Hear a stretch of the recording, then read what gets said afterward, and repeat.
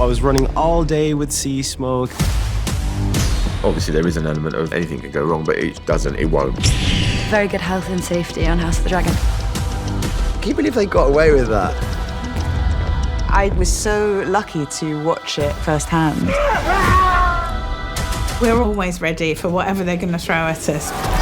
I'm Targaryen, baby. You know?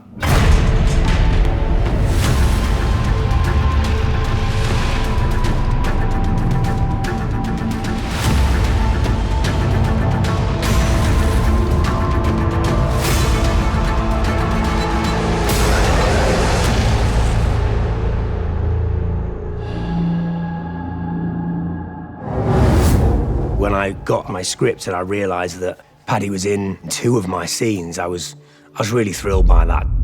Did you say it? The air for a day.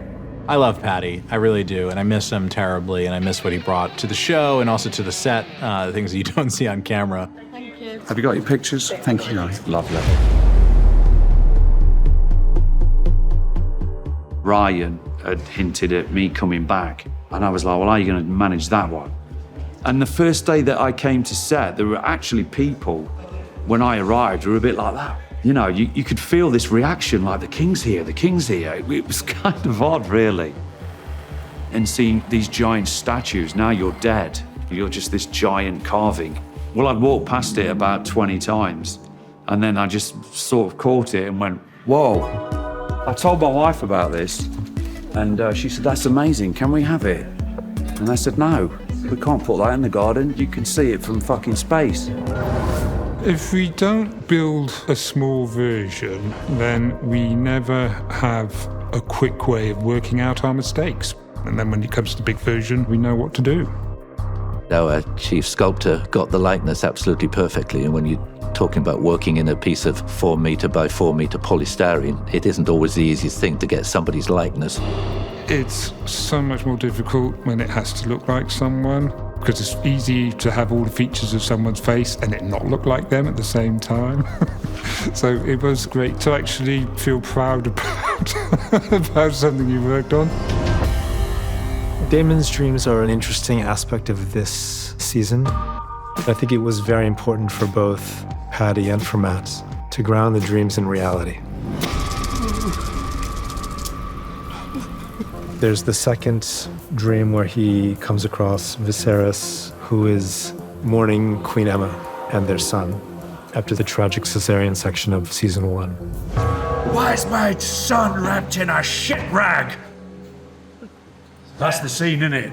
Yeah. Because the Silent Sisters set has a wall of candles, the challenge for us in the art department was that they needed to be lit all the time, but they would burn out. So we came in the morning and Vanya had said, listen guys, we need the candles lit all day because I'm using them for lighting. I have to keep the candles going the whole day. And Vanya was like, yeah. We could only work when all the candles were on, so we couldn't make any decisions before all the candles were lit. So many candles. I can't believe that there's a single candle remaining in England after our show comes through here, like candle locusts. I wasn't nervous because I knew I was in good hands, so compared to some other firework that we were doing, it seems very safe. Lick the fucking daggers up.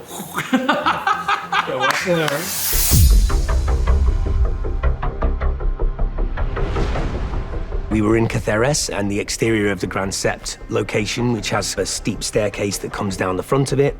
Rickard Thorne gets Alicent from the Sept and they come outside and we have a large crowd. It was definitely one of the most challenging scenes. 15 or 20 horses, 180 extras, day and a half to shoot it, and the sun's going down. One thing that really stood out to me was the passion and energy and love that the background artists work with. They really take it seriously. They really want to get into character. They really want to give you 100%. We're asking them to create these little stories within the scene where they're arguing over food or they're having conversations or running in different directions. One of the early decisions for the riot scene was that we wanted to shoot it almost like a documentary style, as if we were reporters hidden inside the crowd with the handheld cameras and long lens, which we could only do because the stunt coordination and the way the crowd was directed was so realistic that we could employ that approach. We wanted to stage it with as many cameras as possible so she can really run down the stairs and do all the actions continuously without us interrupting her for different angles and different shots. Andrew wanted to see Alison being pelted with fish by the starving townspeople, and obviously they couldn't be good fish, otherwise they'd be eating them. We were concerned about how many times we were going to try to hit Olivia with the fish. Even though it was a prop, it was still nasty. We had this methyl cellulose that we mixed into a kind of a pinkish grey sludge. We then have a nominated stunt performer who's the fish thrower. Olivia, who's not only a fabulous actress, but very generous and giving with her performance. And she's like, yeah, just hit me with the fish. It's fine. You know, let's not use the double. By the way, the person who threw the fish used to be a pro cricket player. When I say my head swiveled 360, I'm not joking. We'd done one fish hit, and I thought, oh, it was great. But I don't think it was quite perfect for Andrei, and he needed it again. The second hit was like really gooey and juicy, you know, and we got her, so it was worth it. They spent all day running down these steps, and I'm like, oh, how many times are we going to run down these steps? We ran so much up and down those steps in the heat, in the stress. Olivia, there's a bit where she falls down the steps at the end, and it was always planned that she falls towards us onto a mat. Rowley's just like, just fall. I'm like, yeah, but I'm running down some steps. He's like, yeah, you'll be fine, just fall. I'm like, okay. We put some decent knee pads on her, and she did a really convincing fall. I mean, if this acting doesn't work out, she can come work with us. It was fine. It was fine. In the middle of the sequence, we have an elderly man that asks for food, played by a very seasoned stunt performer called Terry Cade, who's in his mid-70s and still performing. He grabs hold of Alison and gets his hand chopped off by one of the King's Guard. This is the trigger for the crowd to erupt and go crazy. Prosthetics gave us the arm, and we used that for the arm landing on the floor shot. We do a shot with a blue sleeve, we do a shot where Terry physically grabbed Olivia, and then we did the sword coming down, but obviously stopping short of Terry's arm. So you have to do a combination of shots to deliver the final effect for something like that. The guy having his arm chopped off is this much in the script, so you're spending a lot of shooting hours for a very small moment. Fucking escalated quickly, didn't it? Someone lost his fucking arm. It was really fun. It was really fun. I'd look back at Fia and we were both running, and she's got this massive smile on her face. We got the adrenaline rush of almost like it was like a roller coaster. Like every time I kind of believed it was real, because I think if I had stopped, I would have been trampled. It was like pretty scary, but I don't get to like do the running around stuff in this show very much. So it was really, really fun. The boys are Leo. Prosthetics, stunts, Olivia's contribution. That was a really good team effort. You go through all the emotions in a day as a director. Hopefully you leave sort of relieved or satisfied. And there was definitely that feeling at the end of that. Okay, folks, so we're going to break for lunch there now. Thank you.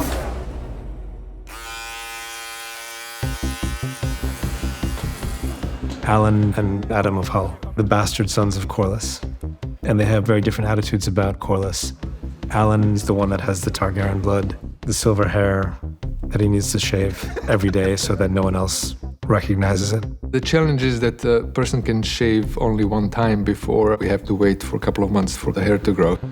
I remember reading the scene and thinking, how are they going to do this? When I read the script, I was like, oh, this is going to have to, you know, how are we going to make this work? The hair-cutting scene with Alan of Hull was probably one of the trickiest scenes that we had in the episode. I think we had as many meetings about the riot in Spain as we did about the haircut. The hair and makeup team here are just on another level, and they came up with this really cool idea of essentially spraying my head with white hair, but it would stick on end, and we'd get this dull razor that allowed me to shave it with water and take it off, and it looks incredible. We ended up with a double who was actually one of the props department, who was a really good match for Abubakar and the hair. Obviously, we had lovely Steph, who's a crew member, and he was just walking, minding his own business. I think he was getting scanned by Waldo to be one of the rat catchers, I believe. Every time you see somebody cut their hair, it was a double.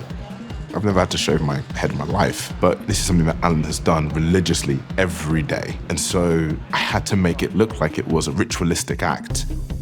We even got one of my barbers as well to come in to tell us how to actually properly shave the head. I'm imagining that the blade will be wet, right? So I'll be wetting the blade and then coming back and then coming down. No, right? you wet your hair. I'd wet the hair, so the hair would be wet. And so to have the right people around to tell me that, I didn't have to really think about the act of it. All I had to think about was the scene and what I was doing. We cut from Abu and we actually used a close-up of Steph, and then we used Mark as the hand to use the cutthroat. So it involved like 4 different people to achieve this one look. So I feel like after this, I won't be able to walk around with my hands out because everyone's gonna notice it and be like, hey, those are the hands. Like even me as Clinton, I'm like, why would you shave that beautiful silver hair? If I had that hair, I'd be rocking it every day. Stand up straight. Yeah. Proud.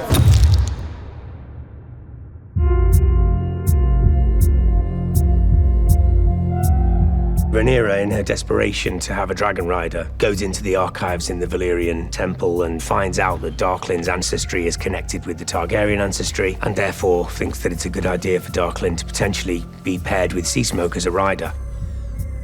We have the sense that Seasmoke is missing his bond. That's why Rhaenyra seizes upon that idea that perhaps he's lonely to try to give him a companion in Ser Steffon Darklyn, who becomes Ser Steffon Sparklyn.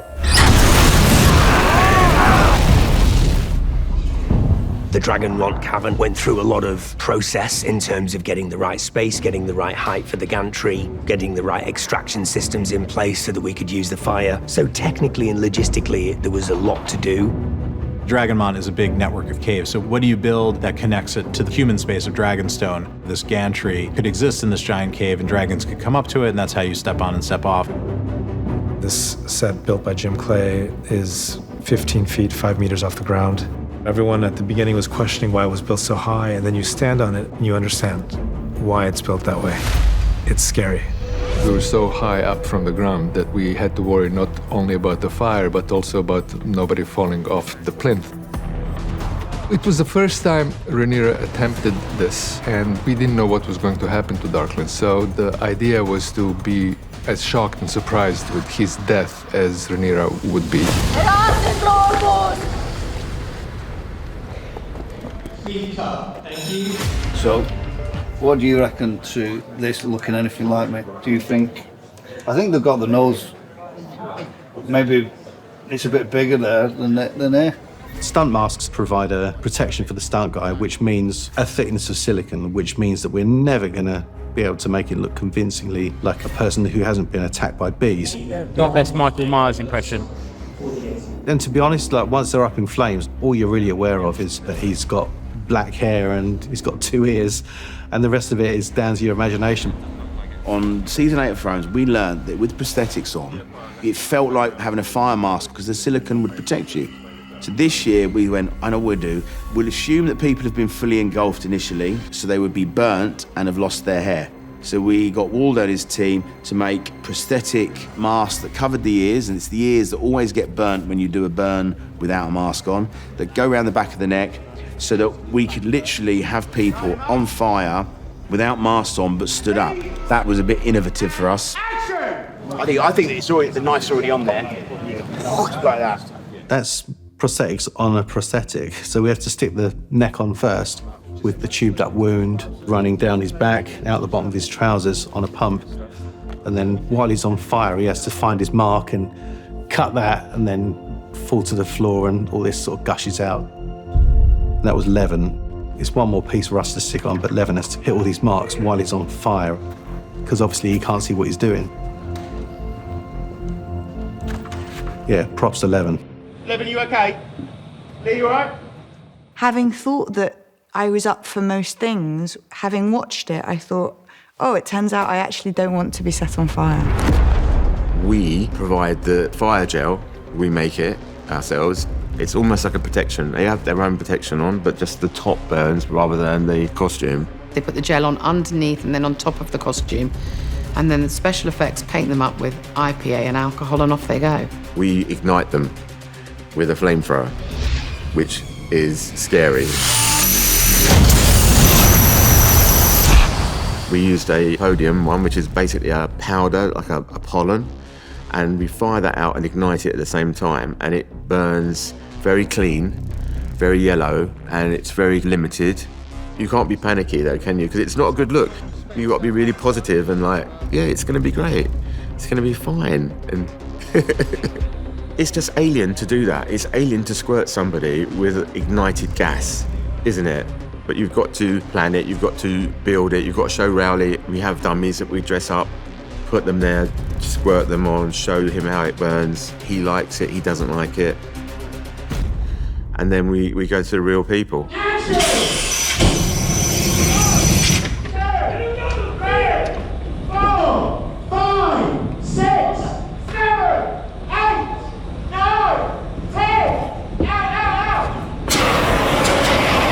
You have to be conscious of when you put people out, because you can blow burning stuff off them onto other people because they're not out. They would burn for a lot longer. And then we put some cold towels on them and stuff like that just to keep them cool. But if they do that, we know we're all right, you know. Definitely won't be becoming a stuntman anytime soon. That is mad. Felt the heat from there. It's always better to do things in camera, but fire is one of the things, just because how it reacts to wind and movement, it's really hard, and I don't think it's yet convincing for that to be computer generated, certainly not in its entirety. You can enhance, but I don't think you can replace real flame, not just yet. Maybe 20 years we won't be setting people on fire anymore, but right now, thank goodness, we can do it better.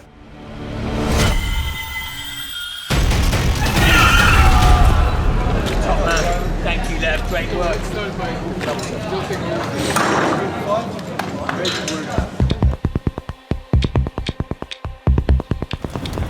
Adam was walking home after a day of fishing, and there's a chase scene between him and Seasmoke. You look at a storyboard and go, that's not so bad, and then you go, oh, hang on, it's still going. Oh, it's still, the shot's still going. Oh, the shot's still going. We planned the route, as you do always, as to what does the background look like. And often it's the route that's the most uncomfortable or awkward for the performer. Clinton, fantastic actor, great athlete. He did all his own stunts. We provided him with a stunt double, and he was like, no, I'm doing this. When an actor wants to do their own stunts, I'm at the monitor going like... Clinton was so exciting, and he was in such great physical shape. We tried to have long takes and long choreography, and for somebody to repeat that a couple of times, running up the hill, running down the hill, we could have only done it with him. I don't know how we do it with another actor. And he was happy to do it every time. Shooting that scene with Seasmoke was a dream come true for me. As a kid, what do we all imagine when we're like playing, make-believe? It's always a dragon. We have this bit at the end where he falls down this rock face. So it was a real rock face, which we covered with a fake rubber rock face, and he did a great job. It's always better if it's in camera and it's the real person. Visual effects cover the dragon overhead. We had then picked him up on a drone, so we built a drone shot in where he runs through the woods and we track him. And then, of course, we had some local mortar cannons that shot debris and tree branches.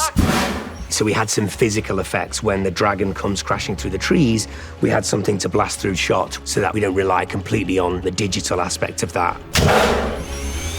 And then, of course, when the dragon comes face to face with Clinton, that's when VFX were reintroduced so that we could have that moment where Clinton and the dragon are nose to nose. When we storyboarded the sequence and we previewed it and we budgeted, we're like, okay, yeah, it's big. And then we shot it. It went amazingly well. But when we got into post, it was so good that the scene doubled in size. So we got twice as many dragon shots. And can I tell you, each dragon shot is very expensive. I mean, it's like owning a dragon. The scene is incredibly dynamic. We shot it in a very similar way that we shot the Steffon Darkland moment just before he's burnt. At the moment that Seasmoke kind of goes in for Adam, we cut out of it, leaving the audience wondering what's going to happen next.